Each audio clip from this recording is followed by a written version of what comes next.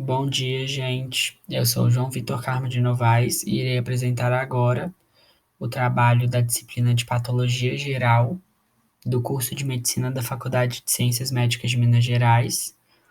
Esse trabalho contemplará o assunto da doença de Pompe após termos assistido o filme Decisões Extremas. O nome dos outros integrantes do grupo pode ser visualizado na capa. Primeiramente, é importante que a gente ressalte os tópicos que serão abordados nessa aula. O primeiro tópico é um breve resumo do filme Decisões Extremas. O segundo tópico é a etiologia da doença de Pompe. O terceiro tópico, a patogenia. O quarto tópico, a fisiopatologia. O quinto tópico, os sintomas. O sexto tópico, o diagnóstico. E o sétimo tópico, o tratamento. Resumo do filme. O filme Decisões Extremas é um filme baseado em fatos reais. Ele conta com um elenco muito forte, tendo nomes como Harrison Ford e Brendan Fraser, e trata sobre a história de um casal que tem três filhos, sendo que os dois mais novos possuem uma doença genética rara, que é a doença de Pompe. E essa é uma doença metabólica que leva à fraqueza muscular em decorrência da deficiência na atividade enzimática da alfa-glicosidase ácida, que é uma enzima responsável pela hidrólise de glicogênio nos lisossomos. E a deficiência nessa atividade enzimática, ela leva ao acúmulo de glicogênio dentro dos lisossomos das células. E esse acúmulo ele é responsável pela fraqueza muscular, por problemas respiratórios e pela morte prematura. E no filme, o pai, ele faz pesquisas sobre as doenças e ele descobre que a média da sobrevida esperada para uma criança que é portadora da doença de Pompe é de 9 anos. E isso gerou uma urgência nele para encontrar um tratamento que até então era inexistente. E em dado momento, ele precisa tomar a difícil decisão de correr atrás de um milagre e abandonar sua carreira em busca da cura da doença de Pompe, juntamente com um cientista teórico que tem uma personalidade muito complicada, que é o Ford.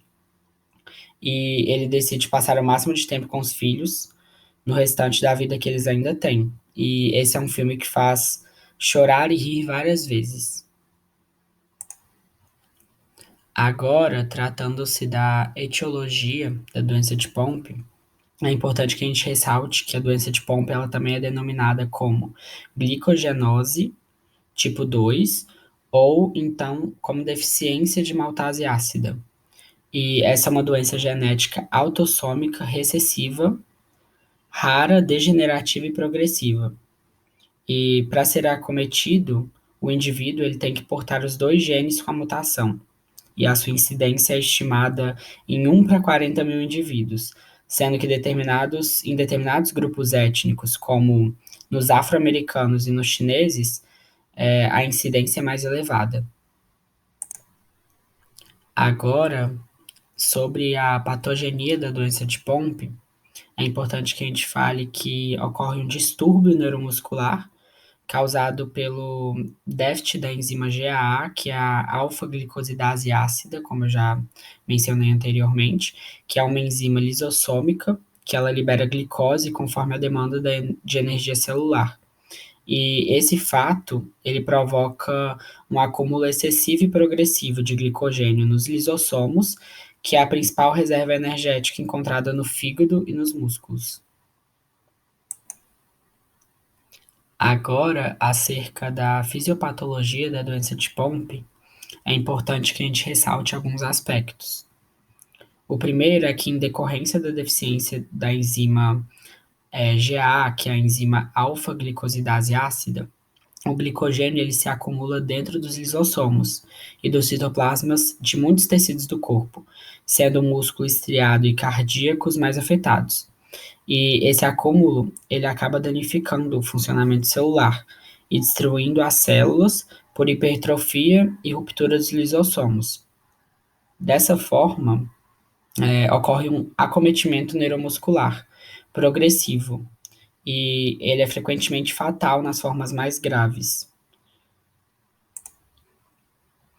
E em segundo lugar, é importante que a gente ressalte que as manifestações elas geralmente consistem em fraqueza muscular, que conduz a uma diminuição da função motora do corpo, com alteração da postura e várias deformidades, déficit de deglutição e sucção, insuficiência respiratória, cardiomiopatia hipertrófica e hepatomegalia.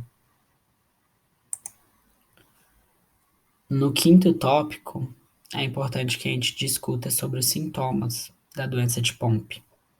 Os diversos sintomas que a doença de Pompe acarreta para as pessoas portadoras estão relacionados com a inflamação do músculo.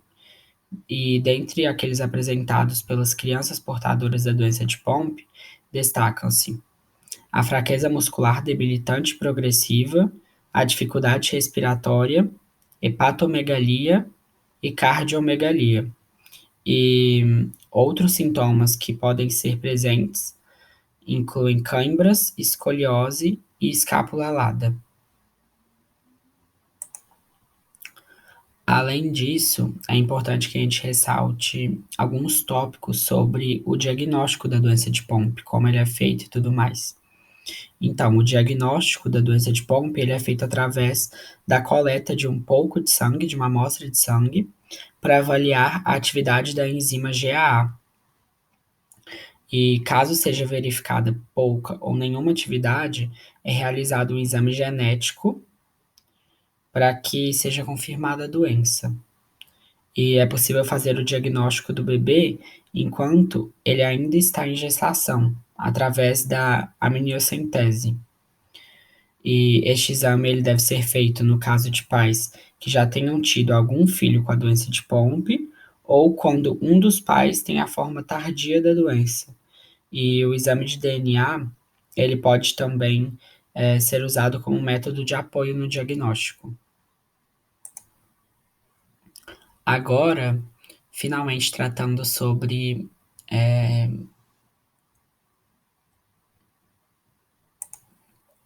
o tratamento para a doença de Pompe, é importante que a gente evidencie alguns tópicos também. O tratamento para a doença de Pompe, ele é específico e ele é feito com a aplicação da enzima que o paciente não produz, que é a enzima GAA, a alfa-glicosidase ácida. E dessa forma, com a aplicação dessa enzima no corpo do paciente, ele passa a degradar o glicogênio e evitando que haja evolução nos danos musculares. E a dose dessa enzima, ela é calculada de acordo com o peso do paciente e a aplicação é feita diretamente na veia, a cada 15 dias. Os resultados, eles serão melhores quanto mais precocemente for feito o diagnóstico e implementado o tratamento, o que naturalmente vai reduzir os danos celulares feitos pelo acúmulo do glicogênio, que no caso são irreversíveis, e dessa forma o paciente terá uma melhor qualidade de vida. Além disso, é importante evidenciar que a fisioterapia para a doença de Pompe é uma importante parte do tratamento, e ela serve para fortalecer e aumentar a resistência muscular, que deve ser orientada por um fisioterapeuta especializado. E, ademais, é muito importante que a gente evidencie o fato de que a fisioterapia respiratória também é muito importante, uma vez que muitos pacientes eles podem apresentar dificuldades para respirar, como foi falado nos sintomas. E, além disso, é importante também que o tratamento complementar seja feito com um fonoaudiólogo, um pneumologista e cardiologista, e também um psicólogo, em conjunto numa equipe multidisciplinar. No mais é isso, agradecemos pela atenção e estamos dispostos a sanar qualquer tipo de dúvida que vocês tiverem. Muito obrigado, viu?